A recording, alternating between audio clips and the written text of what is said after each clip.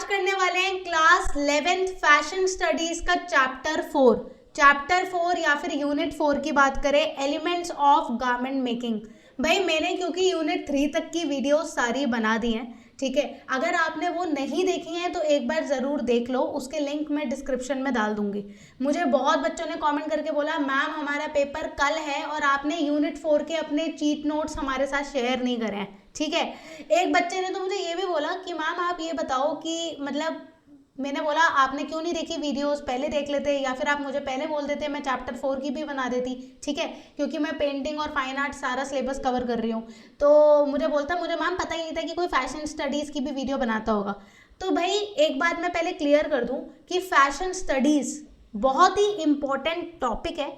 एक not just because कि ये हमारे सीबीएसई के सिलेबस में है, ठीक है। सीबीएसई का सिलेबस की तो बुक्स मैंने अब उठाई हैं एज अ प्रोफेशन। मेरा जैसे डिज़ाइनिंग बैकग्राउंड है, ठीक है। I have done my designing from national institute of fashion technology, ठीक है, फ्रॉम भोपाल कैंपस। तो भाई मेरा कहने का मतलब है फैशन इंडस्ट्री बहुत बड़ी है। आप एज अ सब्जेक्ट उसको देख रहे हो, यू नेवर नो इफ अगर आप उसमें करियर अपना बनाना चाहोगे ना, it's a very interesting and it's a very big industry. मेरे को ऐसा लगता है ये वो बच्चे सब्जेक्ट लेते हैं जिनका बहुत ज़्यादा इंटरेस्ट होता है towards designing, fashion industries, export industry. I have been working from so many years exports के अंदर, ठीक है।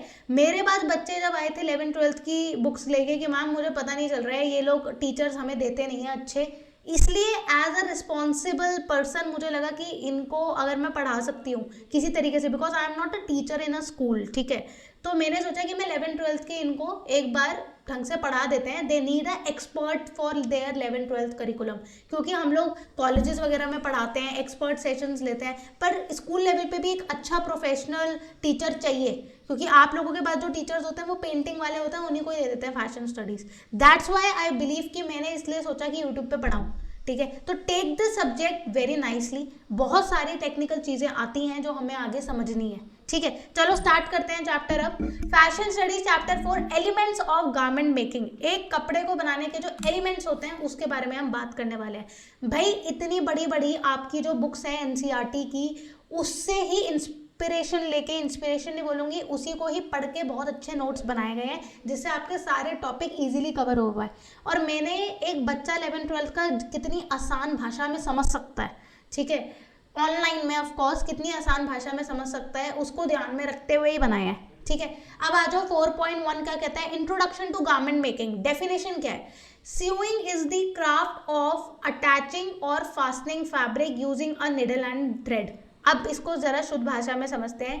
एक गारमेंट को बनाना है, आपके पास एक कपड़ा है पर हमें गारमेंट बनाना है, मतलब आपके पास जो फैब्रिक है उससे अब आपको एक प्रोडक्ट बनाना है, जैसे कि ड्रेस हो सकती है, शर्ट हो सकती है, ब्लाउज हो सकती है। तो उसको क्या करना पड़ेगा, सिलना पड़ेगा, कपड़े को काट कर उसका पैटर्न वगैरह बना के सिलना पड़ेगा। तो सुइंग क्या होती है, सुइंग का मतलब क्या होता है, सिलना is the craft of attaching. ये एक क्राफ्ट है जिससे आप अटैच कर रहे हो दो फैब्रिक्स को आपस में सिलने को सुइंग कहते हैं, ठीक है। सिंपल, ऐसे सीधा पढ़ाने बैठूंगी इंग्लिश तो नहीं समझ में आएगी, एक बार थोड़ा समझेंगे तभी याद रहेगा। सुइंग क्या है, is the craft of attaching and fastening of fabric using a needle and a thread. Needle और थ्रेड से आप अपने फैब्रिक्स को कनेक्ट कर रहे हो, ठीक है। हिस्ट्री में आ जाते हैं हम। हिस्ट्री क्या है, स्टोन एज के टाइम में यूज्ड बोन और Ivory needles with animal Sen. Basically क्या था, पहले के टाइम में सुई धागा अब आने लगा है, राइट। हिस्ट्री में अगर मैं जाऊँ स्टोन एज की टाइम पे बात करूँ तो वहाँ पे बोन्स का, आइवरी निडल्स का यूज होता था, ठीक है। 1858 में first sewing machine patented by Elias Howe. तो बेसिकली 1858 में पहली बार ये सुइंग मशीन आई। उससे पहले स्टोन एज में हम लोग बोन्स या फिर आइवरी निडल्स का यूज करते थे, ठीक है।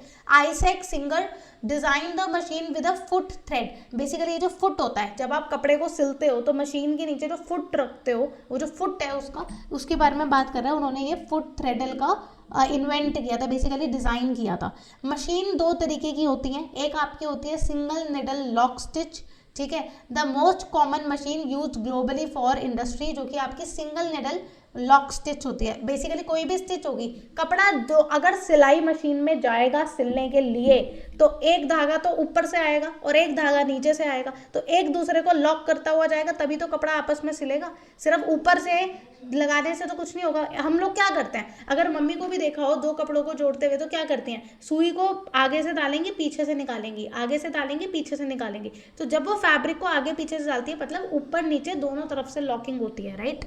Chain stitch overlock generally use for nits fabric, जो आपके निटेड फैब्रिक होते हैं। निटेड फैब्रिक का मतलब क्या हुआ मैम, जो हमारे हॉजरी के कपड़े होते हैं, है ना, जहाँ पे निटिंग है, आपके वोवन फैब्रिक्स नहीं, कॉटन वगैरह नहीं, जो आपके हॉजरी के कपड़े हैं, वहाँ पे आपकी chain stitch overlock machine use होती है। नॉर्मल मशीन जो आपकी हर फैब्रिक पे चलती है वो होती है सिंगल निडल लॉक स्टिच, ठीक है। मशीन पता होनी चाहिए कौन सी यूज होती है। मैं ये बता दूं, फैशन इंडस्ट्री में जो लोग काम करते हैं उन्हें बहुत ज़्यादा इसको लगता है कि ये लोग मशीन चलाते हैं, या फिर उनके मतलब ना, लोगों को आदत है, डिज़ाइनर्स को वैसे समझते हैं कि ये लोग तो मशीन चलाते हैं, दर्जी हैं, ये हैं। भाई सीधी सी बात है, एज अ डिज़ाइनर आपको पता होना चाहिए कि मशीन कैसे चलती है। ऐसे तो इंजीनियर को भी पता होता है कि ये मशीन कैसे चलानी होती है, मशीन तो वो खुद थोड़ी चलाने बैठता है। Similarly in the designing industry also आपको खुद थोड़ी मशीन चलानी है, पर आपको अगर मशीन की नॉलेज नहीं है तो सामने वाले को कैसे बताओगे कि ये कौन सी मशीन यूज़ होनी है, वोवन फैब्रिक पे, निट्स के ऊपर कौन सी मशीन यूज़ होनी है, chain stitch overlock. So it is for knowledge, don't take this subject कि हम लोग तो सिलाई मशीन लेके बैठ जाएंगे, ठीक है। और अगर वैसे देखो बैठोगे नहीं, बट आपको even if you are choosing some fashion college, तो आपको इसके बारे में ध्यान रखना पड़ेगा कि वो लोग थोड़ा प्रोजेक्ट्स बनवाते हैं अपने, बट आपको इंडस्ट्री में कभी खुद नहीं बनाना पड़ेगा। But being a designer you should have a great knowledge about it. The swing machine क्या होती है? स्विंग मशीन भाई सिलाई करने की जो मशीन होती है उसे स्विंग मशीन बोलते हैं। The lock stitch machine also called a flat bed machine make straight stitches that look the same on the both side. भाई आपकी लॉक स्टिच मशीन है, बेसिकली आप लॉक कर रहे हो ना स्टिच को, आगे फैब्रिक दो कपड़े को एक दूसरे के ऊपर रखा, जो उसका किनारा है एक दूसरे के ऊपर रखा, फिर वो एक दूसरे में लॉक हो रहा है। तो बेसिकली क्या हो रहा है, make straight stitches that look the same on the both side, it is called as lock stitch because the two threads lock together in the centre of the fabric layer, क्योंकि fabric की layer में वो दो threads आपस में properly lock हो रहे हैं। टॉप थ्रेड क्या होता है? Feeds from the spool. अभी आपको पता चलेगा स्पूल क्या होता है। Bottom thread feeds from the bobbin. मैं सिंपल सी बात बता देती हूँ, अगर सिलाई हो रही होगी, राइट, अगर मशीन में ये हमने फैब्रिक रखा है और यहाँ पे निडल है, तो एक धागा तो ऊपर से जा रहा होगा और एक धागा नीचे से जाता है। बहुत बार देखा होगा, एक धागा लोग मशीन के टाइम में ऊपर रील होती है वहाँ से धागा निकालते हैं और एक धागा नीचे बॉबिन में फंसाते हैं, तो दो धागे चलते हैं। एक होता है आपका टॉप थ्रेड, एक होता है आपका बॉटम थ्रेड। ऊपर वाला स्पूल से चलता है, जो आपका ऊपर थ्रेड रील लगती है, और बॉटम वाला आपका बॉबिन से चलता है, ठीक है। टाइप्स ऑफ मशीन में आ जाते हैं। अभी इसके बारे में ना और अभी फोटोज वगैरह लगाएंगे आगे पीपीटी में, तो बने रहो, पूरा आपको समझा देंगे कि ये बॉबिन स्पूल वगैरह क्या होता है, ठीक है। टाइप्स ऑफ मशीन कह रहे हैं home versus industrial. Types of machine home versus industrial feature. Home sewing machine जो घर की मशीन होती है उसकी स्पीड क्या होती है? Average 800 stitches per minute. एक मिनट में 800 स्टिचेस ही दे सकती है। पर जो पावर मशीन होती है इंडस्ट्रियल में, फैशन इंडस्ट्री बच्चों बहुत बड़ी है, हर इंसान कपड़ा पहनता है, तो सोचो उस हिसाब से कितनी बड़ी बड़ी इंडस्ट्रीज है, वर्धमान, ट्राइडेंट जैसी, या और भी बड़ी इंडस्ट्रीज में बोलूँगी काफ़ी सारी हैं जो कि मशीन्स पे वर्क करती हैं, जकार्ड की मशीन, स्टिचेस मशीन पे। तो जब उनको इतने सारे कपड़े एक दिन में, उनका ना टारगेट होता है कि मुझे आज 1 लाख टी शर्ट्स निकालनी है, 50,000 यूनिट्स की निकालनी है, तो उतनी यूनिट्स के लिए जो मशीन की सिलाई होती है तो कितनी फास्ट होती होगी, you can't just imagine. Automatically होती है बट कितनी फास्ट होती है। तो जो इंडस्ट्री में मशीन्स यूज होती हैं वो 5000 स्टिचेस पर मिनट, एक मिनट में 5000 स्टिचेस होती हैं। पर जो होम स्विंग मशीन है उसमें एवरेज क्या है? 800 स्टिचेस हो सकती हैं पर मिनट, ठीक है। प्रेशर फुट लिफ्ट क्या होता है? प्रेशर फुट लिफ्ट जो मैंने फुट के बारे में बताया है, manual lever at the back of the needle bar. तो बेसिकली आपको मैनुअली फुट को ऊपर नीचे करना पड़ता है, पर इंडस्ट्री की जो मशीन होती है उसमें नी लिफ्टर होता है, वो अपने आप ही लिफ्ट होती है। थ्रोट प्लेट क्या होती है? Large oval hole usually has seam guides, ठीक है। बट इंडस्ट्रियल मशीन में स्मॉल और राउंड होल्स होते हैं। Reduces fabric puckering flagging often no guides, ठीक है। अब ये समझ में आ जाएगा क्योंकि आगे मैंने इमेजेस लगाई हैं, बट मैं बता देती हूँ। थ्रोट प्लेट बेसिकली जो आपकी सीम को गाइड करती है कि ये सही डायरेक्शन में चलती रहे, तो उसमें लार्ज लगी होती है जो आपकी घर की मशीनें होती हैं, इंडस्ट्री में स्मॉल लगी होती है, ठीक है। प्रेशर फुट घर की मशीनों में स्टैंडर्ड होता है, पर इंडस्ट्री में नैरो ओपनिंग होती है, होल्ड फैब्रिक मोर फर्मली। बेसिकली जो अगर फुट आपका पतला होगा तो फैब्रिक को एकदम टाइट करके पकड़ा रहेगा, तो इंडस्ट्री में इतना टाइम नहीं है कि हम बार बार ये सब चीज़ें चेक करें, तो नैरो ओपनिंग का फुट होता है। 3 अगर ये फंक्शन पूछता है होम की स्विंग मशीन में, इंडस्ट्रियल स्विंग मशीन में, तो 3 फंक्शन ये बता सकते हो स्टिचेस पर मिनट के बारे में। प्रेशर फुट उसका स्टैंडर्ड होता है घर की मशीनों का, वहाँ का नैरो होता है। और इसके बारे में बता सकते हो कि जो आपकी थ्रोट प्लेट है वो लार्ज होती है, उसमें स्मॉल होती है। अब देखो ये स्विंग मशीन है भाई, बहुत ही अच्छी इमेज बनाई हुई है, बहुत ही प्यारी इमेज बनाई हुई है, इसको समझना बहुत आसान है। होम स्विंग मशीन देखो, स्पीड बता रहा है 800 स्टिचेस पर मिनट, ठीक है। Pressure foot lift manual lever at the back of the needle bar, ठीक है। इसमें क्या है, मैनुअली आप क्या कर रहे हो, उसमें लिफ्टिंग कर रहे हो, ठीक है। इसमें क्या है, आपका नी लिफ्टर यूज होता है। थ्रोट प्लेट के बारे में बताया, लार्ज ओवल। प्रेशर फुट के बारे में बताया कि ये जो फुट होता है ना, ये जो मशीन में लगा होता है, ये वाला, ये चीज़ उनकी पतली होती है आपकी इंडस्ट्रियल की, और आपकी स्टैंडर्ड होती है आपकी घरों की, ठीक है। ये जो स्विंग मशीन है बच्चों, यहाँ ऊपर होता है बॉबिन वाइंडर, यहाँ पे एक धागा जो मैं कह रही थी ऊपर से चलता है, वो ये वाला है, ठीक है। नीचे वाला अभी बताएंगे, नीचे वाला इसके अंदर लगा होता है, आपने देखा होगा, ये बेड को खोलते हैं, ये बेड होता है आपकी स्विंग मशीन का, ठीक है। ये आपका बॉबिन वाइंडर है, यहाँ से ये धागा नीचे जाता है, ये टेकअप लिवर होता है आपका, ठीक है। कंफ्यूज मत हो, सिंपल सी बात है, ऊपर एक धागा लगाते हो बॉबिन वाइंडर से, नीचे भी एक धागा लगता है जो ऐसे देखो, अगर हम मशीन को खोले, इस हिस्से को खोले तो ये ऐसा दिखता है। फुटर के अंदर ये धागा लगा होता है ना, bobbin carries needle thread around bobbin to form, तो ये बॉबिन के अंदर, शटल के अंदर हम ये धागा लगा देते हैं, ठीक है। टॉप थ्रेड देखो लाल रंग से दिखाया है, ये रहा। नीले रंग से बॉटम थ्रेड दिखाया है, जो कि इसके अंदर लगा हुआ है, फीड्स फ्रॉम द बॉटम, ये नीचे लगा हुआ है, तो ये आपका नीचे लगा होता है, ये ऊपर लगा होता है। टेंशन रेगुलेटर की, मुझे धागे के ऊपर कितना जोर देना है उसको हम टेंशन बोलते हैं, जो कि आपका ये होता है, ठीक है। स्टिच रेगुलेटर कंट्रोल्स निडल बार मूवमेंट, निडल की बार मूवमेंट कितनी होगी वो आपका स्टिच रेगुलेटर बताता है, ठीक है। द लॉक स्टिच मशीन के बारे में देखो, ये लाल धागा जो ऊपर से आ रहा है, टॉप थ्रेड है ना, बहुत ही अच्छी फोटोग्राफ है, इसको एक बार समझते हैं। देखो एक बार, स्पूल है ये वाला पार्ट, यहाँ से जो रेड धागा आपका आ रहा है और बॉबिन से आपका बॉटम धागा आ रहा है, ये आपस में इंटरलॉक हो गए, नीचे देखो लाल और नीला आपस में मिल गया, तभी तो लॉक होगा। दो फैब्रिक आपस में कैसे जुड़ेंगे, जब ऊपर वाला धागा जो बॉबिन से आ रहा है, टॉप थ्रेड, एंड द नीचे वाला ऊपर वाला जो स्पूल से आ रहा है, नीचे वाला जो बॉबिन से आ रहा है, दोनों आपस में लॉक होंगे, तभी तो लॉक स्टिच मशीन, जो कि आपकी स्विंग मशीन है, वो काम कर पाएगी, है ना। ये स्टिच रेगुलेटर होता है, जो कि आपका बताता है कि स्टिचेस कितनी दूरी पे लगाना है, ठीक है। मतलब एक धागा, ये एक तो ये भी हो सकता है ना कि मैंने एक यहाँ पे स्टिच किया, एक यहाँ पे किया, तब भी फैब्रिक जुड़ जाएगा, बस बीच में थोड़ा सा खाली जगह होगी। एक स्टिच होता है जब आप पास पास पास पास करते हो, बिल्कुल टाइटली दो फैब्रिक को ज्वाइन करते हो। नेक्स्ट आ जाओ, important parts of a machine. Important parts of a machine क्या है, बहुत ही प्यारी फोटो अगेन लगी हुई है।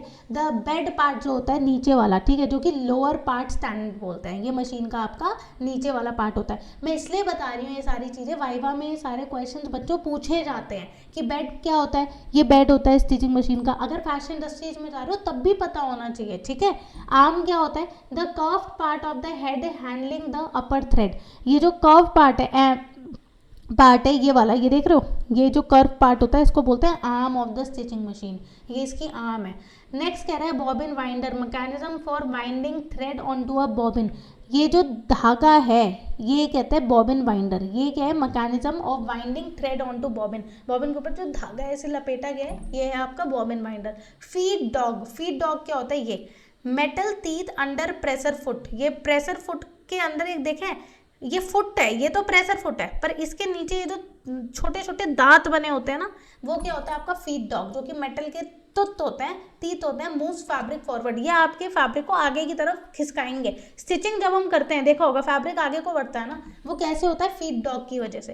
हैंड व्हील, हैंड व्हील क्या होता है, ये जो पहिया सा चलाते हैं, देखा होगा इसमें तेल भी डालते हैं, कभी कभी जाम हो जाता है, तो ये क्या होता है, हैंड व्हील क्या है, राइट साइड कंट्रोल निडल बार मूवमेंट, की निडल कितनी जल्दी जल्दी ऊपर, अगर इसको तेज करेंगे तो निडल और जल्दी जल्दी ऊपर नीचे होगी, तो इसलिए क्या होता है, हैंड व्हील होता है जो कि आपके निडल को कंट्रोल करता है। उसके बाद ये कहता है tension regulator, control the tightening of the upper thread, ये आपका बेसिकली क्या होता है, टेंशन रेगुलेटर होता है ये, ये स्टिच रेगुलेटर है कि स्टिच कितनी दूरी पे लगानी है, जिसको SPI बोलते हैं, स्टिच पर इंच, कितनी स्टिचेस लगानी है, पास पास लगानी है या दूर दूर, तो ये तो स्टिच रेगुलेटर है। स्टिच पर इंच को क्या बोलते हैं, SPI। बहुत जगह पे शर्ट्स वगैरह के अगर हम पैकेजिंग देखें, मतलब जो उनका टैग लगा होता है उसमें लिखा भी होता है कि इस शर्ट को बनाने में 20 स्टिचेस पर इंच लगी है, मतलब 1 इंच में 20 बार मतलब ऊपर नीचे गई है, वो स्टिचेस लगी हुई है ना, तो उसको बोलते हैं स्टिच रेगुलेटर। टेंशन रेगुलेटर यहाँ पे क्या होता है, जैसे कि मैंने बताया, tightening of the upper thread को टाइट करने के लिए जो टेंशन देता है वो होता है आपका टेंशन रेगुलेटर। टेंशन का मतलब ये नहीं है कि हमारे सिर वाली टेंशन, ये टेंशन होती है धागे को टाइट करने वाली। टेक अप लीवर क्या होता है, feeds threads to a needle and tightens the loop. Basically take up lever आपका ये वाला पार्ट है, ये क्या करता है, धागे को बहुत ज्यादा टाइट रखता है, ठीक है। Thread to the needle and tightens the loop, must be at the highest point before threading, और ये सबसे ऊपर के पार्ट में रहता है। शटल क्या होती है, नीचे ये शटल है, इसके अंदर आपका जहाँ पे बॉबिन लगता है, shuttle carries the needle thread around the bobbin to form the lock. Shuttle के अंदर ही आप बॉबिन डालते हो ना अपनी तो shuttle carries the bobbin to lock. Pressure foot lifter कहाँ है, ये रहा, ये प्रेशर फुट लिफ्टर है, ऊपर नीचे लोग करते हैं, क्यों, to lift and raise the foot. ये जो इसका फुट है, ये पैर ऊपर नीचे हो, ये हम यहाँ से डिसाइड करते हैं। मान लो स्टिचिंग कंप्लीट हो गई तो अब फुट को तो ऊपर करना पड़ेगा ना, तभी फैब्रिक निकालोगे, नहीं तो फंस जाएगा, तो वो ऊपर नीचे करने के लिए प्रेशर फुट लिफ्टर होता है, ठीक है। आ जाओ, मेरे हिसाब से बच्चों इससे ज़्यादा अच्छी तरीके से ना कोई भी नहीं समझा सकता, तो प्लीज़ अगर आपने पुरानी वीडियोस भी नहीं देखी हैं तो एक बार जाके देख लो, ठीक है। और do subscribe my channel because I am going to do a lot of revision about fashion studies का एक सैम्पल पेपर मैंने सॉल्व भी करवा दिया है, और भी पेपर सॉल्व करवाने वाली हूँ। चलो आ जाओ, मशीन ऑपरेशंस क्या होता है, मशीन ऑपरेशंस थ्रेडिंग की बात करूँ, must be done in the correct sequence.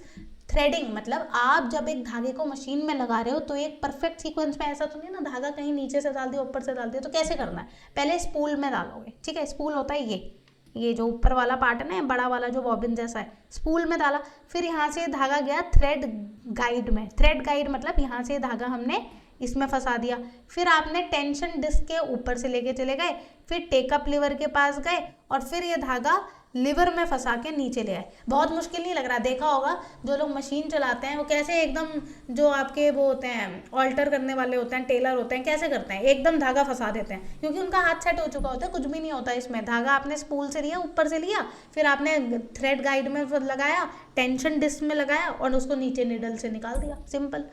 तो ये आपको, पर ये वर्ड्स पता होना चाहिए एज अ डिजाइनर। देखो उनको नहीं पता थ्रेड गाइड, टेंशन डिस्क, उनको तो ये पता है ऐसे ऐसे धागा फंसता है, बट आपको ये टर्मिनोलॉजीज पता होनी चाहिए। मान लो कल को आप में से कोई मनीष मल्होत्रा के साथ काम कर रहा है, सब्यसाची के साथ काम कर रहा है, ठीक है, तो फिर उन्हें पता ही नहीं होगा कि टेंशन डिस्क क्या होता है, निडल क्या होता है, तब वहाँ पे ये टर्म्स चाहिए भाई। बड़े बड़े डिजाइनर्स इंग्लिश में ढंग से बोलते हैं, ठीक है। बॉबिन वाइंडिंग क्या होती है, must be wound evenly to prevent stitching trouble. Bobbin winding क्या होती है, वाइंडिंग क्या होती है, जब must be wound evenly to stitching trouble, मतलब ढंग से आप धागे को लपेटें। कल को आपने धागा ऊपर नीचे कर दिया, गंदी तरीके से कर दिया, प्रॉपरली इवनली वाइंड नहीं किया, तो ये फंसेगा ना आपके प्रेशर फुट में, ढंग से चलेगी नहीं मशीन। बैलेंस टेंशन कैसे होती है, बैलेंस टेंशन का मतलब क्या होता है, thread interlock exactly in the middle of the fabric. ऊपर वाला धागा जो मशीन में आ रहा है और नीचे वाला धागा जो चल रहा है, दोनों एक ही टाइम पे एक साथ लॉक होने चाहिए। मान लो ऊपर वाला धागा पहले चला गया, नीचे वाला बाद में चला गया, तो मतलब ढंग से हुआ ही नहीं ना वो, ये फैब्रिक एकदम टाइट हो गया, ये एकदम लूज हो गया। तो बैलेंस टेंशन वो होती है जब ऊपर वाला धागा नीचे वाला धागा, both the threads interlock each other in the middle of the fabric. Tight top tension क्या होती है, टाइट टॉप टेंशन मतलब थ्रेड ब्रेक, धागा आपका टूट गया, आपने बहुत ज्यादा टाइट कर दिया है, और फैब्रिक प्लकर, जैसे अगर धागा खींचेगा तो फैब्रिक देखा एकदम ऊपर को हो जाता है, एकदम टाइट हो जाता है, और अगर लूज कर दोगे तो एकदम फैब्रिक में झोल आने लगेगा, ठीक है।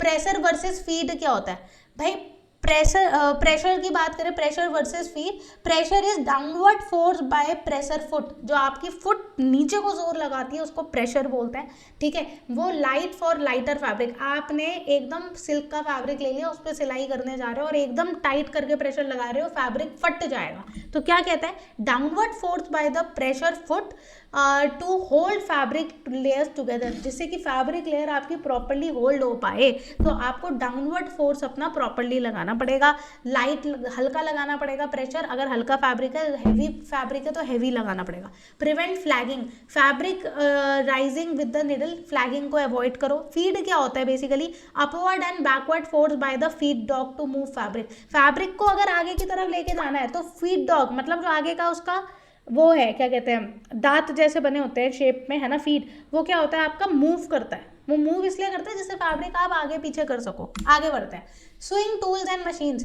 बट बच्चों ये बता दो ये बहुत ही छोटी प्रेजेंटेशन है और इसमें आपको हिंदी में मैंने साफ भाषा में हर चीज़ समझाई हुई है जिससे आप गड़बड़ ना करें। टर्मिनोलॉजीज लिखनी बहुत आसान हो जाती हैं अगर हमें उनका मतलब पता हो, व्हाट आई बिलीव, मतलब नहीं पढ़ा होगा सीधा पढ़ा दूंगी निडल्स वगैरह तो समझ भी नहीं आएगा, कभी भी नहीं आएगा समझ में। तो इसलिए एक बार प्लीज़ अच्छी तरीके से सुनना। नोट्स अगर आपको चाहिए आप सीधा, क्योंकि आप देख रहे होंगे मेरी वीडियो तो आप उसको नोट डाउन भी कर सकते हो पीपीटी से। अगर आपको ये चाहिए तो you can drop me a comment section, कोई टॉपिक में डाउट है तो आप मुझसे पूछ सकते हो, कमेंट करो, I will tell you. And अगर नोट्स चाहिए तो उसके लिए भी।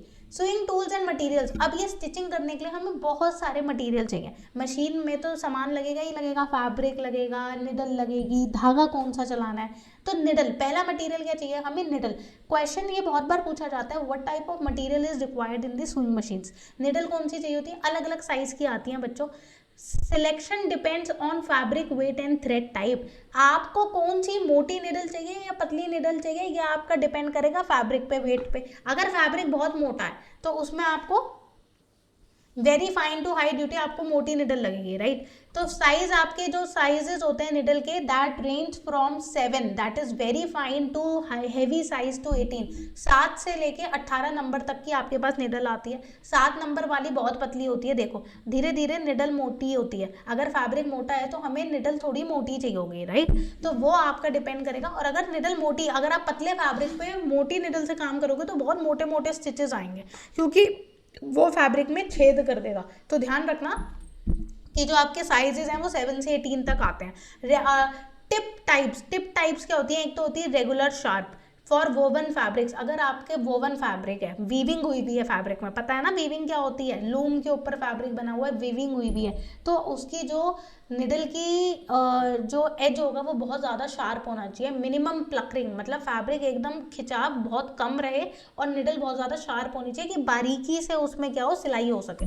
बॉल पॉइंट वाली वो चाहिए, देखो रेगुलर शार्प, फोटो देख रहे हो इतनी बढ़िया फोटो है, एक एक चीज ढंग से लग रही हुई है। शार्प निडल क्या काम करेगी, वोवन फैब्रिक के लिए मिनिमम प्लकरिंग। बॉल पॉइंट मतलब आगे से देखो राउंड शेप आ जाती है निडल की, ये इसलिए चाहिए जब आपकी निटिंग हुई हुई है, मतलब फैब्रिक बेसिकली लूप निटिंग हुई हुई है, निटेड फैब्रिक है, हॉजरी का फैब्रिक हो गया, ठीक है। तो for nits and elastic fabrics जहाँ पे साइजेस 7 से 16 चाहिए, ठीक है। अब एक आपकी निडल टाइप आती है वेज पॉइंट होती है लेदर के लिए या फिर विनाइल कट्स के लिए। लेदर के लिए 11 से लेके 18 तक होती है, जैसे कि मैंने बताया 7 से लेकर 18 तक होती है। तो बॉल पॉइंट 7 से 16 तक हम आपके निट्स फैब्रिक में यूज़ करते हैं। वेज पॉइंट लेदर वगैरह में बिल्कुल शार्प, वेज पॉइंट का मतलब देख रहे हो हल्की सी टेढ़ी और शार्प है, ये भी इसलिए क्योंकि लेदर का फैब्रिक वैसी क्वालिटी रखता है तो उसके लिए उस टाइप की निडल चाहिए। तो ज़्यादातर क्वेश्चन ये पूछा जाता है निटेड फैब्रिक के लिए कौन सी चाहिए होगी, बॉल पॉइंट, गोल चाहिए होगी ना, क्योंकि वो तो खुद वीवो से हुआ हुआ है, लूप से हुआ हुआ है, लूप होती है ना जब आप निटेड फैब्रिक की बात करो। वोवन फैब्रिक में रेगुलर शार्प चाहिए। थ्रेड्स कौन से होते हैं, कॉटन का mercerise, strong, lustrous, non mercerise. Okay, तो बेसिकली मर्सराइज का मतलब होता है कि प्रॉपरली वाइट थ्रेड ले सकते हो, स्ट्रॉन्ग थ्रेड हो जो कि लग्जरी हो, सो ठीक है। यहाँ पे लग्जीरियस की बात मतलब लस्टरस हो, लस्टरस मतलब शाइनी थ्रेड को आप यूज़ कर सकते हो, या फिर नॉन मर्सराइज भी यूज़ कर सकते हो। नॉन मर्सराइज मतलब एकदम अगर हम उसको ब्लीचिंग ना करवाएं, वाइट थ्रेड के अलावा कोई और थ्रेड भी यूज़ कर सकते हो, कॉटन थ्रेड यूज़ कर सकते हो, सिंथेटिक थ्रेड भी यूज़ कर सकते हो। सिंथेटिक थ्रेड आपका बहुत ज़्यादा स्ट्रॉन्ग होता है, इलास्टिक होता है, ideal for nits and sports wear की बात करें, एथलीजर की बात करें तो सिंथेटिक थ्रेड होता है। Do not use on cotton and linen as it melts under high heat, ज़्यादा हीट में सिंथेटिक फैब्रिक का धागा जो होगा वो बहुत ज़्यादा मेल्ट हो जाएगा, तो इसलिए हम बहुत हाई प्रेशर में उसको यूज़ नहीं करते हैं। हाई प्रेशर नहीं, मेरा यहाँ पे कहने का मतलब है कि हम कॉटन और लिनन के ऊपर यूज़ नहीं करते हैं, ठीक है। सिल्क धागा बहुत ज़्यादा स्ट्रॉन्ग होता है, इलास्टिक होता है, ठीक है। बटन होल ट्विस्ट धागे वो होते हैं जो डेकोरेटिव टॉप स्टिच होते हैं, जैसे कि आपने डेनिम के ऊपर देखा होगा, ठीक है। तो ये बहुत ही मोटे धागे होते हैं, साइज होता है 20-30, use for decorating top stitching. Selection rule, choose a thread a shade darker than the fabric. ये आपका सिलेक्शन रूल भी बता रहा है कि अगर आप कोई धागा लेने जा रहे हो मार्केट में अपने फैब्रिक के ऊपर सिलाई करने के लिए, तो जो आपका फैब्रिक का कलर है उससे एक शेड डार्क आपको हमेशा अपना थ्रेड लेना चाहिए, जिससे आपको प्रॉपर्ली दिखाई भी दे, मतलब इतना भी दिखाई ना दे बट एटलीस्ट वो अच्छा दिखाई दे, उसी के टोन का होना चाहिए। उसी ऐसा नहीं फैब्रिक हरे रंग का है, धागा लगा रहे हो लाल रंग का, हरे रंग का है तो सिलाई भी तो हरे रंग से ही करोगे, बस उसका शेड डिफरेंट होना चाहिए, ठीक है। क्वालिटी बता दी है, कॉटन मर्सराइज होता है, सिंथेटिक कॉटन बहुत ही ज़्यादा स्ट्रॉन्ग इलास्टिक होता है, जो आपके स्पोर्ट्स वेयर मतलब पॉलिएस्टर फैब्रिक है, स्पोर्ट्स वेयर है, सिंथेटिक के ऊपर सिंथेटिक ही चलेगा, ऐसा तो है नहीं फैब्रिक सिंथेटिक हो और धागा कॉटन है, सिंथेटिक पे सिंथेटिक। सिल्क का भी स्ट्रॉन्ग और इलास्टिक वाला होता है, बटन होल ट्विस्ट वाले धागे आपके डेकोरेटिव होते हैं। अब हम आ जाते हैं मशीन ऑपरेशंस पे, ठीक है। अच्छा ये तो हम कर चुके हैं ना। अब आ जाते हैं sewing aids and paper. Sewing aids and paper मतलब अभी हमने क्या क्या मटेरियल जाना, निडल के बारे में जाना, थ्रेड के बारे में जाना, अब हम जान रहे हैं sewing aid and material. Measuring tape चाहिए होगी हमें, ये मेजरिंग टेप होती है, आपने देखा होगा हर टेलर के पास होती है, नापने के लिए होती है। Tape measure from 12 to 24 inches. Grading scale L square मतलब परपेंडिकुलर, ये होता है आपका ग्रेडिंग स्केल जिसमें आपकी ग्रिड्स बनी होती है, ग्रेडिंग स्केल है। L स्क्वायर का मतलब होता है परपेंडिकुलर लाइन, ये देखा होगा ऐसे वाला होता है। जब भी पैटर्न वगैरह बनाना होता है, कपड़ा दे के आते हो उसको बोलते हो सूट बना के रखो, तो वो क्या करता है L स्क्वायर से ग्रेडिंग स्केल से अपना कट करता है और नाप आपका मेजरिंग टेप से लेता है। मार्किंग करने के लिए हमें चौक चाहिए फैब्रिक के ऊपर, है ना भाई। कपड़े के ऊपर मार्क करोगे तो टेलर की चौक आती है, वैक्स वाली भी आती है, आजकल तो पेन भी आने लगा है वाटर सॉल्यूबल, तो पहले वो पेन से भी मार्क कर देते हैं, कहते हैं आप दोगे तो पेन के निशान निकल जाएंगे। तो टेलर की चौक भी आती है छोटी छोटी सी वैक्स वाली या फिर पिंक ग्रीन अलग अलग। ट्रेसिंग व्हील क्या होता है जो कि कटिंग करने में बहुत काम आता है। कार्बन पेपर जहाँ पे आप मार्किंग लगा सकते हो, ठीक है। Tracing wheel transfer marks to muslin. Tracing wheel आपका, आपने जैसे ट्रेसिंग के निशान लगाए, आपने पेपर को रखा, नीचे कपड़ा रखा, ट्रेसिंग व्हील से आपने निशान लगाया तो नीचे कपड़े पे भी आ जाएंगे कैसे कैसे उसको कट करना है। तो transfer mark to muslin. Carbon paper भी आपको पता है ये मार्किंग का काम करता है। मेजरिंग के लिए भी मैंने बता दिया है, grading scale L square. Cutting के लिए क्या चाहिए, कटिंग के लिए चाहिए पेपर शेयर, मतलब पैटर्न को कट करने के लिए। टेलर शेयर क्या होता है, जो कि आपके फैब्रिक्स को 12 इंच से 16 इंच तक कट करने में हेल्प आएगा। नॉचर क्या होता है, cuts a U shape on paper pattern. Paper के ऊपर अगर हमें यू शेप काटनी है तो हमें उसके लिए नॉचर चाहिए। General magnet, high carbon alloy steel use to pick up pins. Basically अगर हमें पिन्स वगैरह पिक करनी है, मान लो अगर आपकी कहीं पिन्स गिर रही हैं तो क्या करोगे, एक मैग्नेट लोगे, उसके ऊपर वो पिन्स आपकी सारी की सारी कलेक्ट हो जाएंगी। ड्रेस फॉर्म क्या होता है, standardize duplication of human torso. Basically इसको ड्रेस फॉर्म कहते हैं, जिसको आप मैनीक्विन भी कहते हो, उसी तरीके का होता है जिसपे आप बेसिकली फैब्रिक को लगा के देख सकते हो, नाप देख सकते हो, उसकी फिटिंग देख सकते हो। कितने सारे डिजाइनर्स के पास ये ड्रेस फॉर्म होता है, पैडेड टॉर्सो होते हैं जो कि उनकी मदद करते हैं, ठीक है। ठीक है, ये जनरल चीज़ें चाहिए। पेपर कौन सा चाहिए, पैटर्न पेपर चाहिए पैटर्न को उतारने के लिए। News print, thin light weight paper for rough draft. अगर आपको न्यूज़पेपर पे कुछ ड्राफ्ट बनाने हैं, ब्राउन पेपर पे भी पैटर्न बनते हैं, ठीक है। Safety rules, wear low heeled shoes for power machine में लो हील्ड के शूज़ पहनो। टाई ब्लैक लॉन्ग हेयर्स, उनको प्रॉपरली टाई करके रखो। Avoid losing clothes and jewellery. Turn off the motor when threading, cleaning और leaving the machine. Keep fingers away from the needle. ये कुछ safety point है। Common machine problem से पहले एक बार बस हम रिवाइज कर लेते हैं। स्विंग टूल्स कौन से चाहिए, हमें निडल्स चाहिए होती हैं, अलग अलग वेराइटी की होती है, अलग अलग फैब्रिक के हिसाब से। अगर हम उसके बाद हमें क्या चाहिए, थ्रेड्स चाहिए, अलग अलग टाइप के थ्रेड चाहिए मशीन में लगाने के लिए। और अगर फैब्रिक अलग होगा तो उसके हिसाब से निडल हमारी रेगुलर बॉल पॉइंट और वेज होती है, ठीक है। उसके बाद आता है आपके पास कि हमें मेजरिंग टेप वगैरह चाहिए होगी। अगर एक टेलर को चौक चाहिए होगा पैटर्न को ट्रेस करने के लिए, कार्बन पेपर चाहिए होगा, ठीक है। मैग्नेट्स वगैरह नहीं चाहिए होते, बेसिकली ड्रेस फॉर्म चाहिए होता है। अगर आपने बना लिया, पीस तैयार कर लिया, तो एक बार लगा के तो देखोगे ना, सीधा क्लाइंट को थोड़ी बनाओगे, तो एक बार ड्रेस फॉर्म उसके लिए चाहिए होता है। पेपर पैटर्न बनाने के लिए एक बार, मान लो मुझे एक ड्रेस को कट करना है, सीधा फैब्रिक पे तो करूँगी नहीं, पहले पैटर्न एक रफ पे उस पर करूँगी फैब्रिक पे या फिर रफ पेपर पे, तो पैटर्न के लिए मैं अपना ब्राउन पेपर या फिर पैटर्न पेपर यूज़ करूँगी। और सीजर्स चाहिए होगी कटिंग करने के लिए। तो जो टेलर शीयर्स यहाँ पे क्या कह रहे हैं, वो कटिंग फैब्रिक की आपकी सीजर होती है। और नॉर्चर चाहिए होगा। सेफ्टी रूल्स बहुत बार पूछे जाते हैं कि स्टिचिंग करते टाइम हमें क्या क्या सेफ्टी रूल्स रखने चाहिए। 2 मार्कर क्वेश्चन आ जाता है। आपको अपने बाल बांध के रखने चाहिए, लो हील्स पहननी चाहिए कि आप कहीं गिर ना जाओ, बहुत सारे धागे और फैब्रिक्स पड़े होते हैं। अपनी फिंगर को निडल से बचा के रखना चाहिए। और मोटर को बंद कर दो, अपनी मशीन को बंद कर दो अगर आप उसको यूज़ नहीं कर रहे हो या क्लीन कर रहे हो। नेक्स्ट कहता है कॉमन मशीन प्रॉब्लम्स क्या आती हैं। प्रॉब्लम क्या क्या आती हैं, ये देखो, सेफ्टी और प्रॉब्लम, या तो सेफ्टी का क्वेश्चन आता है या प्रॉब्लम क्या आता है, या दोनों आ जाता है 5 नंबर में, ठीक है। तो बेसिकली ये पूछ रहा है, प्रॉब्लम ये आती है बॉबिन वाइंड अनइवनली। कभी कभार क्या होता है, बॉबिन में धागा ना अनइवनली वाइंड हो जाता है, जिसकी वजह से धागा टूट जाता है बीच में और आपको दोबारा बॉबिन में धागा भरना पड़ता है। दूसरी प्रॉब्लम आती है कि फैब्रिक प्लकर हो जाता है। फैब्रिक में देखो ये 6 प्रॉब्लम आती हैं। बॉबिन में बताया मैंने, धागा फंस जाता है, जो कि मैक्सिमम टाइम मशीन में होता है। दूसरी बात, जो अगर मैं फैब्रिक की बात करूँ, तो क्या आप फैब्रिक में सिलाई कर रहे हो, कभी कभार टाइट हो गया, एकदम प्लकर आ गया, तो दोबारा सिलाई खोल के मारना पड़ेगा।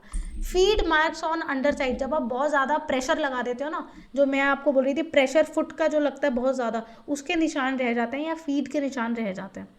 Machine motor runs but wheel doesn't work, जो कि बहुत बार होता है कि आपकी मोटर मशीन की काम कर रही है पर पहिया चलता ही नहीं है, वो व्हील जाम हो जाता है, तो उसको आप ऑयल वगैरह, मशीन ऑयल्स वगैरह डालते हो। निडल आपके बीच में टूट जाती है। सबसे ज़्यादा कॉमन होता है कि आप सिलाई कर रहे हो, निडल सिलाई करते करते करते बीच में एकदम टूट गई, ठीक है, आपने एकदम प्रेशर पड़ा निडल का कि ब्रेक्स रॉन्ग प्रेशर फुट का प्रेशर इतनी जोर से पड़ा कि निडल टूट गई। तो pulling fabric too hard, fabric को एकदम खींच दिया। स्टिचिंग करते time skipped stitches, needle inserted backward blunt needle. क्या होता है, जैसे कि मैंने बोला, ऊपर और निडल का धागा एक साथ चलेगा तभी लॉक करेगा। कभी लॉक करते पे अगर आप मशीन में काम करे जा रहे हो, उसने एक आधा स्टिच छोड़ दिए, तो फैब्रिक वहाँ से खुल जाएगा, तो दोबारा मारना पड़ेगा। तो स्टिचेस कभी कभार स्किप हो जाते हैं, तो वो भी ध्यान रखना पड़ता है। थ्रेड की बात करूँ, थ्रेड टूट जाता है। आप ऊपर से मान लो वाइंडिंग का स्पूल पे से आपका आ रहा है धागा और वो टूट गया बीच में से, अब टूट गया तो फिर दोबारा डालना पड़ेगा ना। तो फैब्रिक का खिंचना, निडल का टूटना, थ्रेड का टूटना, बीच में पहिए का ना काम करना, ये स्टिचेस आपके स्किप हो जाना या बॉबिंग में धागा फंस जाना, ये सब बहुत ही कॉमन मशीन प्रॉब्लम है, जो कि आप अपनी दादी से पूछोगे, नानी से पूछोगे या किसी टेलर से पूछोगे, तो आप अपनी मम्मी से भी पूछोगे, तो उन्हें पता होता है कि ये सारी दिक्कतें मशीन में आ जाती हैं, बहुत ही कॉमन है। आगे आते हैं machine operating exercise. Machine operating exercise, student must practice on paper without thread. क्या बोल रहे हैं, पहले आप पेपर पे, कभी जैसे क्या होता है मशीन ऑपरेटिंग एक्सरसाइज, मैं वैसे बता देती हूँ कि अगर आप सीधा कपड़ा लगाते हो ना, तो आपको कपड़े पे प्रैक्टिस करने से पहले एक बार पेपर पे सिलाई करो विदाउट थ्रेड। थ्रेड मत रखो, सीधा लाइन बनाने की कोशिश करो। तो होता क्या है, जब आप बिना धागे के, जब आप पेपर को रख के ऐसे सिलते हो, तो उसमें डॉट डॉट डॉट डॉट, क्योंकि निडल तो है, बस धागा ही तो नहीं है। अगर धागा होता तो धागा ऊपर नीचे पेपर में फंसता, पर आप बिना धागे के सिर्फ निडल से प्रैक्टिस करो तो छेद होंगे, पर आपको पता चलेगा सीधी लाइन कैसे बनाते हैं। पता चले आपने फैब्रिक रखा और टेढ़ी मेढ़ी लाइन बना दी, इसलिए क्या करते हैं, एक बार पेपर से रखवाते हैं। कॉर्नर बनाना सिखाते हैं। Learn to stop the needle down and lift pressure foot. Pressure foot को ऊपर करो और किस तरीके से आप अपनी निडल को डाउन कर रहे हो उसके कॉर्नर बनाने के लिए सिखाते हैं। कर्व लाइंस की प्रैक्टिस करवाते हैं। ये सारे काम आपको थ्रेड लगाने की जरूरत नहीं है, पेपर पे प्रैक्टिस कर सकते हो अगर आपको मशीन चलाने का शौक है। हैंड स्टिचेस, अब ये आपका जो है आई थिंक 4.7 लास्ट टॉपिक है। अभी हमारा हैंड स्टिचेस चल रहा है। हाथ से स्टिचेस बनाने के लिए बोला जाता है क्लास 11-12 के बच्चों को कि आप अपनी फाइल भी बनाओ। बेसिकली क्या होती है, स्टिचेस आप जिस तरीके से आप मशीन में चलाते हो, राइट, मशीन में धागा ऊपर नीचे ऑटोमेटिकली होता है, पर जब हम हैंड स्टिचेस की बात करें तो हम क्या करते हैं, 2 फैब्रिक को जोड़ते हैं और फिर उसके बाद उसको हाथ से ऊपर नीचे करके अपनी निडल को मूव करते हैं और सीधी लाइन बनाने की कोशिश करते हैं। ज़्यादातर क्लासेस में पहले स्केल से बच्चे लाइन बना देते हैं और उसके ऊपर सिलाई करते हैं। तो इसमें क्या होता है, बहुत टाइप की स्टिचेस होती हैं। एक होती है आपकी बेसिक रनिंग स्टिच, एक होती है बैक स्टिच। बैक स्टिच का मतलब क्या होता है, जहाँ पे strongest hand stitch looks like machine stitches, stitches are even length with the space between. आगे मैंने फोटो भी लगाई हुई है बैक स्टिच की, हाफ बैक स्टिच की, प्रिक स्टिच की, तो मैं भी समझा दूंगी क्या होता है। बेसिकली बैक स्टिच का मतलब क्या है कि आप आगे गए एक स्टेप, फिर एक स्टेप पीछे आ गए, फिर आगे 2 स्टेप गए, फिर एक स्टेप पीछे आ गए। मतलब फैब्रिक अगर आपने एक पकड़ा है तो एक बार आप आगे से पीछे गए, फिर आप पीछे आए, फिर एक बार आप आगे गए, फिर पीछे आए, फिर आगे, तो इसको कहते हैं back stitch. Prick stitch is very decorative almost invisible stitch use for inserting zippers in fine fabric. जब जिपर वगैरह लगाने होते हैं तो प्रिक स्टिच का यूज होता है। बहुत ही पतली स्टिच होती है, tiny stitch on top and long spaces. ठीक है, फोटो पहले दिखाते हैं, ये देखो। अभी मैंने जो आपको बताया back stitch, half back stitch and prick stitch. Back stitch क्या हुई कि जैसे नीला धागा था, ये नीला धागा ऊपर से आया, फिर पीछे गया, फिर ऊपर आया, फिर पीछे गया, ऊपर आया, ऐसे नीचे गया, तो स्ट्रॉन्गेस्ट हैंड स्टिच होती है। हाफ बैक स्टिच में क्या हुआ कि नीला धागा ऊपर आया, फिर नीचे से ऊपर नहीं गया, सीधा ऐसे ऐसे आगे बढ़ता चला गया, ऊपर नीचे जिगजैग। यहाँ पे क्या है, स्ट्रॉन्गेस्ट होती है इवन बैक स्टिच, क्योंकि वो आगे गई, पीछे ढंग से आई, फिर आगे गई, फिर पीछे ढंग से आई। हाफ स्टिच में क्या है, आगे गया, फिर आगे बढ़ता चला गया नीचे से, फिर ऊपर से, फिर नीचे से, तो यहाँ पे ऊपर से ढंग से लॉक नहीं हुआ ना, तो ये हाफ बैक स्टिच है। प्रिक स्टिच क्या होती है, आपने यहाँ लगाई, फिर थोड़ी दूरी पे यहाँ लगा दी, थोड़ी दूरी पे यहाँ लगा दी, थोड़ी दूरी पे यहाँ लगा दी, जो कि आपके जिपर्स में काम आती है। एक बार हम पीछे चलते हैं, यहाँ पे हमारा एक और टॉपिक था other hand stitches like basting.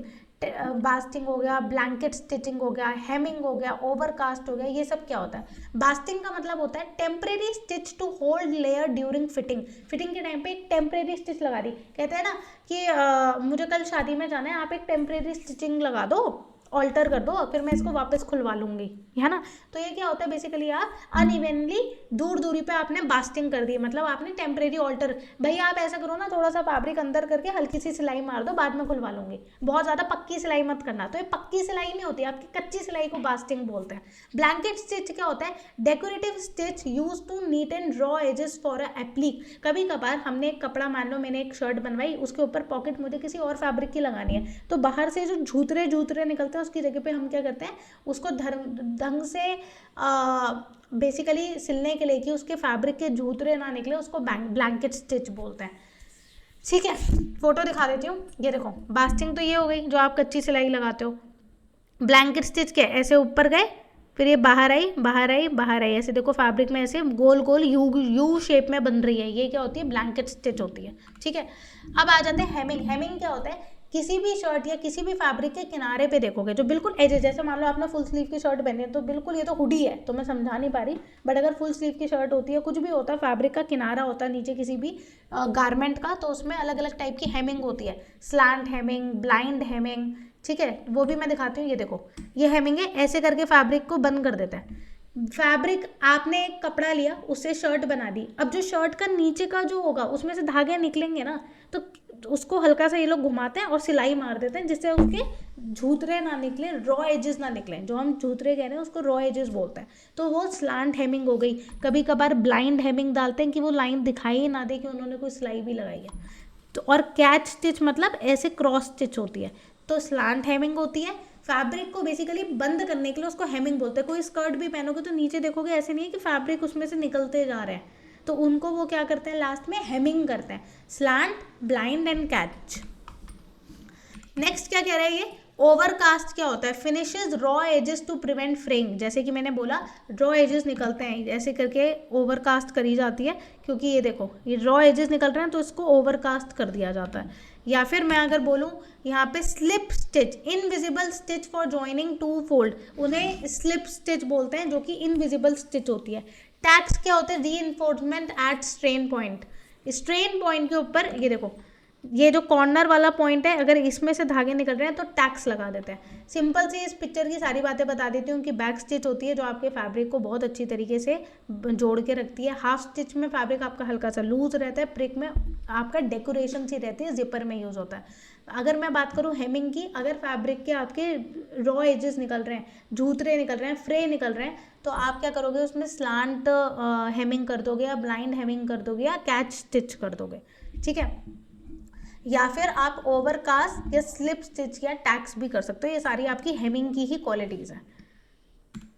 Next आपका जो लास्ट टॉपिक है हमारा 4.7, जो कि सीम्स एंड प्रोसेसेस की बात कर रहा है। अलग अलग टाइप की सिलाई होती है। बेसिकली सीम का मतलब कि आपकी दो जो आप सिलाई मारते हो वो अलग अलग टाइप की होती है। एक होती है आपकी plain seam, most basic layer stitch right side together. Basically आप राइट साइड पे बिल्कुल सीम लगाते हो, ये स्टिच लाइन है, ये आपकी क्या होती है बेसिकली सीम, यही कहलाती है। कर्व्ड सीम की बात करें, रिक्वायर्स क्लिपिंग और नॉचिंग। तीन इसने सीम दिखाई है। प्लेन सीम क्या है, आपने सीधे सिलाई मार दी, वो प्लेन सीम कहलाएगी।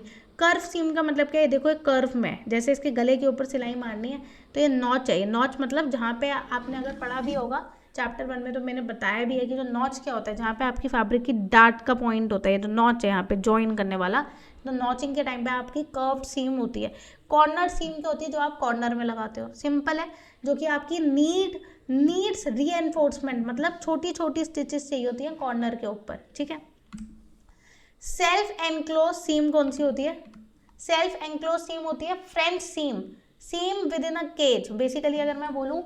और आपकी है फ्लैट फेल सीम और मॉक फ्रेंच, ये आपकी डिफरेंट डिफरेंट टाइप की क्या होती है सीम्स होती हैं जो कि यूज्ड होती हैं। जो कि फ्रेंच सीम की बात कर रहा है, फ्लैट फेल सीम की बात कर रहा है और मॉक फ्रेंच की बात कर रहा है, ठीक है। तो जैसे कि मैंने बोला French seam, seam within a cage used for sheer and transparent fabric, ठीक है। ये फोटो अभी छोड़ दो कि पिंक्ड और ये दूसरा टॉपिक है, बस मैं तुम्हें ये बता रही हूँ कि फ्रेंच सीम वो होती है जब आपका बहुत ही शेयर फैब्रिक होता है ट्रांसपेरेंट, तो हम फ्रेंच सीम लगाते हैं, जिसको हम हिंदी में कहते हैं लोट पोट सिलाई कर दो, लोट पोट सिलाई या फिर गम सिलाई कर दो। हिंदी में क्या बोलते हैं, लोट पोट सिलाई बोलते हैं या फिर हम उसको बोलते हैं गम सिलाई बोलते हैं। फ्लैट फेल सीम कौन सी होती है, जो बहुत ही ज़्यादा स्ट्रॉन्ग होती है। अब आप बोलोगे मैम इतनी सारी सिलाइयाँ हैं, क्या क्या याद रखें हैं, बेसिक सीम भी याद रखें, क्योंकि देखो बच्चों ज़्यादा ध्यान नहीं रखना। बैक स्टिच वगैरह आपकी हैंड स्टिच होती है, इसमें आपको सिर्फ ये याद रखना है कि सिलाई करने के आपके 3 कॉमन तरीके हैं, प्लेन सिलाई मार दो, कर्व मार दो या कॉर्नर मार दो, सिंपल। ये आपकी पतला फैब्रिक होता है तो फ्रेंच सीम बोलते हैं, ठीक है। फ्लैट फेल की बात करें वो आपकी जीन्स वगैरह में यूज़ होता है। मॉक फ्रेंच आपकी यूज़ होती है। बेसिकली क्या है, ये सेल्फ एनक्लोज सीम है, seams where raw edges are completely contained within the seam. मतलब आपने इस तरीके से सिलाई मारी है, जैसे ये फैब्रिक है देख रहे हो, ये अगर फोटो लगी है टेलर एज टर्न स्टिच की, तो उसने क्या करा है, ये जो कपड़ा है इसका जो कॉर्नर होता है ना, उसको अपने अंदर ही सिलाई मार दिया, मतलब नीचे से फोल्ड कर दिया। ये कपड़ा है, ये कपड़ा है, इसको ऐसे फोल्ड कर दिया, इस कपड़े को ऐसे फोल्ड कर दिया, अपने अंदर ही इसने नीचे से फोल्ड करके सिलाई मार दी, जिससे इसके रो एजेस ना निकले। जब आप अपने अंदर ही क्लोज करके बंद कर देते हो तो उसमें आपकी कौन सी सीम्स आती है, फ्रेंच सीम, मॉक फ्रेंच सीम। तो आपने फैब्रिक को फोल्ड करके ही सीम चला दी, सिलाई मार दी। टॉप स्टिचिंग क्या होता है, top stitching visible stitching on the right side for decoration और स्ट्रेंथ। कुछ कुछ सिलाई ऐसी होती हैं जो हम चाहते हैं दिखाई दे, जब हम फैब्रिक के अगर रॉ एजेस निकल रहे हैं तो वो छुपाने के लिए तो हम ऐसी सिलाई मारेंगे ना जो दिखाई ना दे, पर कुछ ऐसी सिलाई होती है जो हम चाहते हैं दिखाई दे, जो उसकी ब्यूटी बढ़ाए फैब्रिक की, वो होती है डबल टॉप स्टिच और होती है mock flat stitch. Double top stitch क्या होता है, stitching on both the side of seam, ये आपकी मेन सिलाई है, उसके ऊपर नीचे आपने एक्स्ट्रा सिलाई मार दी जिससे उसकी ब्यूटी बढ़ा रहा है। या फिर मॉक फ्लैट क्या होता है, stitch right side together both allowances, मतलब दोनों ये जो फैब्रिक का अलाउंस है, ठीक है, वो उसके ऊपर सिलाई मार दी। सीम अलाउंस क्या होता है, जब आप एक फैब्रिक की सिलाई लगाते हो, फोल्ड करा आपने और सिलाई लगा दिया, तो जो आपने पार्ट फोल्ड करा है एक्स्ट्रा वाला वो अलाउंस होता है, उसके ऊपर आपने सिलाई मार दी। सीम विथ फुलनेस, ये आपका आई थिंक लास्ट टॉपिक है। Method to join longer fabric edge to a shorter one, आपका जो लंबा फैब्रिक है उसको आप ज्वाइन कर रहे हो to make a shorter one, उसको हम बोलते हैं seam fullness. For example eased seam क्या होती है, slight fullness no visible gather, आप use in sleeves, head, princess lines. Eased seam basically वो होती है जैसे इस टाइप से आपने सिलाई डाली है, क्या बोला उसने, फुलनेस का मतलब क्या होता है, सिलाई ऐसी मार रहे हो to join a longer fabric edge to a shorter one, बड़े फैब्रिक की एज को आप छोटे फैब्रिक से जोड़ रहे हो। मतलब कि ये जो आपकी शोल्डर की लाइन है, अगर मैं देखूँ ये तो इतनी बड़ी है, पर इसको हमें जोड़ना है इसके आर्म होल से, छोटे हिस्से से जोड़ना है। तो जब बड़े हिस्से को छोटे हिस्से के साथ जोड़ना होता है तो उसे सीम विद फुलनेस यहाँ पे बोल रहे हैं कि हमने क्या करा है हमने यहाँ पे, method to join a longer fabric edge to a shorter one, slight fullness, no visible gather, कोई गैदर नहीं डाला, यूज इन फिल हेड्स एंड यहाँ पे गैदर डाल के इसको जोड़ दिया है, ठीक है, जहाँ पे आपका डिजाइन बन गया है बेसिकली। गैदर्ड सीम क्या होती है, visible fullness, use 2 rows for basting stitches to draw up the fabric, ये गैदर है, गैदर डाल के आप 2 फैब्रिक्स को आपस में जोड़ सकते हो, ठीक है। प्लीट्स बना सकते हो, यहाँ पे क्या है, प्लीट्स होती हैं फोल्ड इन फैब्रिक, आपने देखा होगा स्कर्ट्स में कितनी टाइप की प्लीट्स होती हैं, बॉक्स प्लीट आपकी स्कर्ट्स में दिखाई देता है, साइड प्लीट्स होता है, तो फैब्रिक आपका बड़ा है बट वहाँ पे आप प्लीट्स डाल के उसमें क्या डाल रहे हो, पैटर्न डाल रहे हो एक तरीके का, ठीक है, जो आप डिज़ाइन डाल रहे हो। आपने बहुत जगह पे देखा होगा ब्लाउज वगैरह में भी प्लीट्स देखने को दिखाई देती हैं, है ना, जैसे हम साड़ी की प्लीट्स नहीं कहते, जो फोल्डिंग्स होती हैं, कहते हैं कि साड़ी के यहाँ पे प्लीटें बननी चाहिए अच्छी तरीके से, तो अलग अलग टाइप की प्लीटें होती हैं, साइड प्लीट होती है, बॉक्स प्लीट होती है, इन्वर्टेड प्लीट होती है, ठीक है। टक्स क्या होते हैं, जब आपके पास एक फैब्रिक है, फॉर एग्जांपल अगर आपके पास ये फैब्रिक है, ठीक है, टक्स का मतलब क्या है, पैरेलल फोल्डिंग, इस फैब्रिक को हमने यहाँ पे हल्की सी सिलाई लगाई है, बस यहाँ पे, ठीक है, यहाँ पे सिलाई लगा दी, थोड़ी जगह छोड़ के फिर यहाँ पे सिलाई बना दी, तो ऐसे हम सिलाई लगाते जा रहे हैं, मतलब यहाँ पे पतली पतली सिलाई लगा रहे हो। तो अगर आप सिलाई पास मतलब थोड़ा स्पेस छोड़ के लगा रहे हो तो वो पिन टक्स कहलाएगा।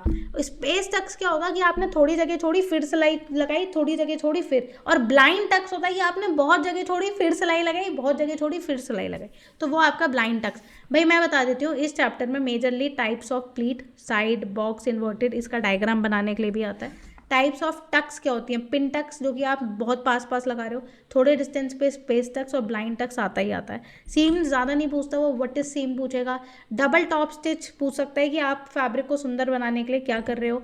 सेल्फ एंक्लोज सीम्स, बेसिकली जो फैब्रिक, अगर इस फैब्रिक के देखो ये निकल रहे हैं ना जूत रहे, ये रॉ एजेस है, अगर मैं बेसिकली सिलाई हमें ये पता है 2 फैब्रिक को जोड़ने के लिए, बट अगर मैं इस एक ही फैब्रिक को फोल्ड करके ऐसे कर दूं, क्योंकि इसके जूतरे निकल रहे हैं तो मैंने इसको फोल्ड कर दिया ना, अपने अंदर ही फोल्ड करके सिलाई मार दी, तो यहाँ पे मैंने 2 फैब्रिक को नहीं जोड़ा, तो सेल्फ एंक्लोज सीम क्या हुआ कि अपने अंदर ही सिलाई लगा ली, जिससे कि इसके अब इसके रॉ एजेस निकल रहे हैं, अब तो नहीं निकल रहे पर, या अब निकल रहे थे अगर मैं इसको खोल देती तो मैंने अपने अंदर ही सिलाई लगा दी, तो सेल्फ एंक्लोज सीम कहलाता, ठीक है।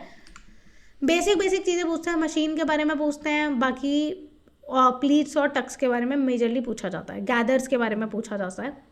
अब मैं चाहूँगी कि आप, एज आई टोल्ड यू, कि हम लोग आगे बहुत सारी चीज़ें डिस्कस करने वाले हैं, so do subscribe my channel. कोई भी डाउट है आपको पूछना है, किसी भी चीज़ को लेके कोई भी कन्फ्यूजन है तो आप पूछ सकते हो, कमेंट डाउन कर दो, नोट्स चाहिए तो भी कमेंट डाउन कर देना। चलो bye bye, all the best, सारे चैप्टर्स खत्म आपके करवा।